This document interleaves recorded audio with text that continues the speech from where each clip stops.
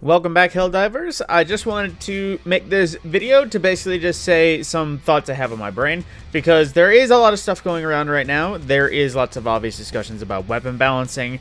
The CEO it has been very active in the Discord. He has been making responses in the community Discord, but I just wanted to make this video as a kind of thing that, as a gamer and also as somebody who has, been back and forth about news and development for a long time, I wanted to share some things that I genuinely think could be good investments for just general quality of life changes. Now, let me specify here. This is not me talking about Sandbox. Obviously, there are things that need to improve in the Sandbox, but the Helldivers devs are already going to have a, let's just say, one-to-one conversation on how to better improve it within. So, again, this is not Sandbox. This is not gameplay. This is kind of a quality of life and a few things that just might spice up the things that is just, how do I say this? It might change the gameplay a little bit, or it might make things easier to read, but it's not going to change the value of anything, really, officially.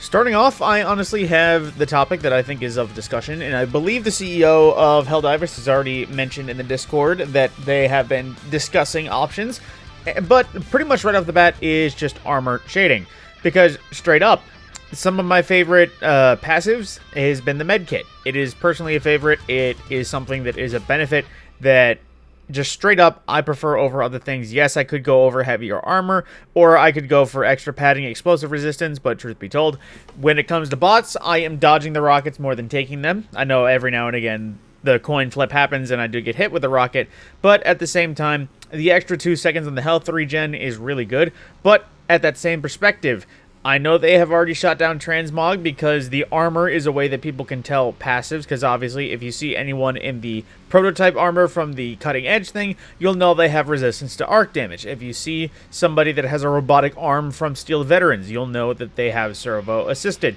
And along the lines of other things, there are some purely cosmetic things out of the Superstore where if you see Dreadnought, you know it is servo assisted, even though that doesn't really make sense or match the armor. Same with the Executioner, you know that is fortified.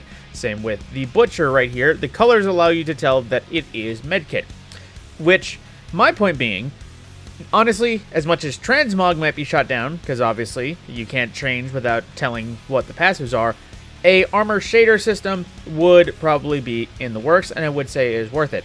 2 reasons. When you run through most of these, obviously standard Helldiver colors are the black and yellow, but there is a few variations that is like this one from the Battle Pass, a little black and orange. Obviously the nice fancy Super Citizen armor, as well as the Hero of the Federation, is black or gray and orange or gold. At that same perspective, there are a few outliers. The Trench Engineer is straight black and orange. Out of the Democratic Detonation, we had a black and red. The Trailblazer is oddly outspoken because obviously it is green and tan. There is an issue, I feel like, with some armors that are outliers, like looking at servo assisted. Yeah, it does look good, but it is like a light tannish black and orange. Or the prototype, same with the other exo prototypes. I know there's a green version, there's a black version, there's this tan version. Yes, when you match them with the respective helmets, they can match. And there are some mix and match helmets that you can work with. Like right now, I'm running the basic Bone Snapper armor with the medkit, and I'm using the Enforcer helmet. The actual Enforcer armor looks a lot different, and it actually doesn't really match this. Like, if I recall, it's mostly black and blue. There is no red on it. There is lots of back and forth. Same thing with, let's see, where was the helmet? The Executioner. Well, once I equip it properly, let's see, or the Dreadnought. Right here, it is silver, gray, and red with the visor, but you put on the armor itself, it is black, tan, and dark tone. Some things just generally don't match. But to that respect, a shader would help the few of us that do enjoy a little fashion over everything.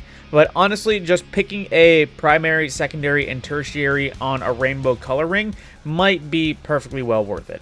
Now, another thing that I feel like a lot of people would enjoy is a raise to caps on all of these things, because there is a double side to this. Yes, when you have no capacity and you keep grinding before too long, anytime something new comes out, you can buy it. But there should be something that I feel like that you could throw money at regardless, because right now, I do have stratagems that is currently here.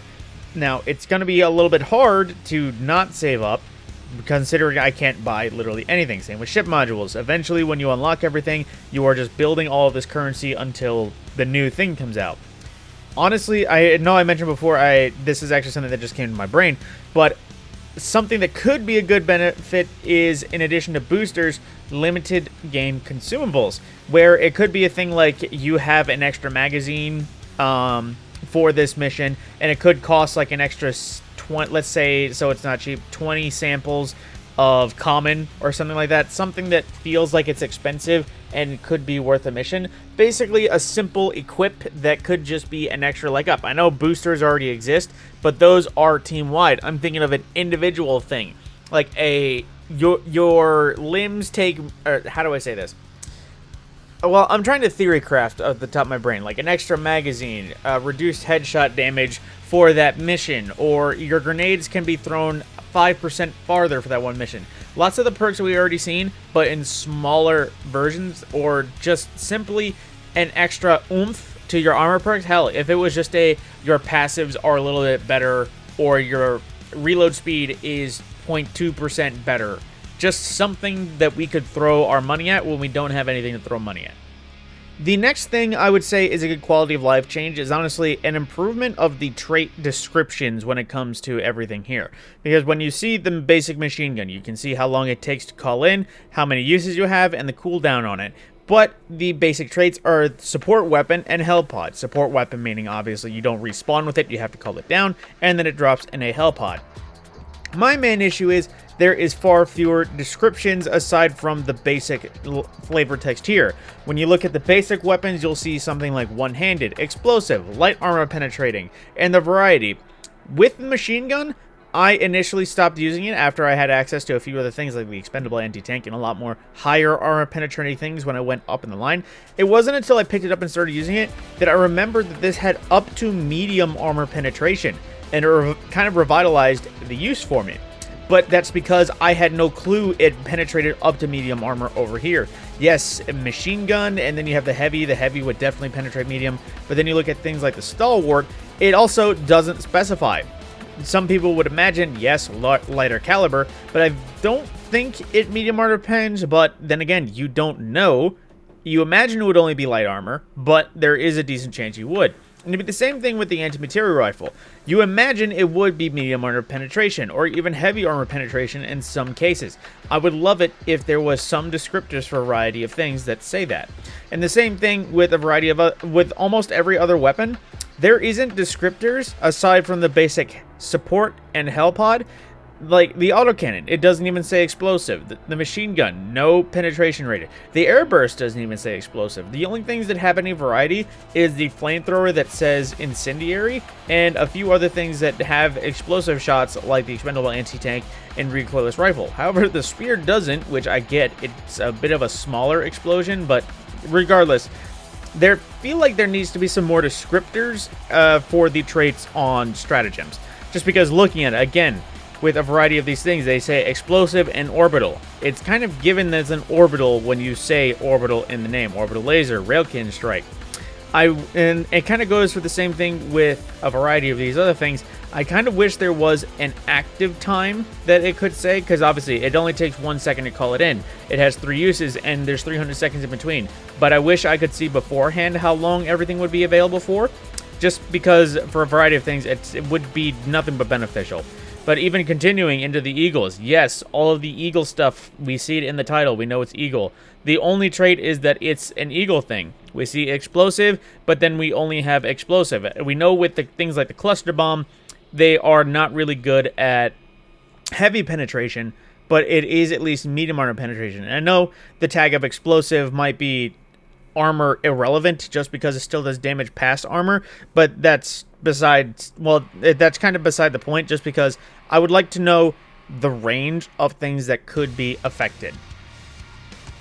And for the last topic I kind of want to talk about is, just as a quality of life change again, is an in-game bestiary or an enemy encyclopedia. Because we dive down, and anytime we go to higher grade missions, it'll say heavily armored enemies, massive enemies, which it says basically just the idea of, at this point you'll start to see chargers, or you'll see bile titans.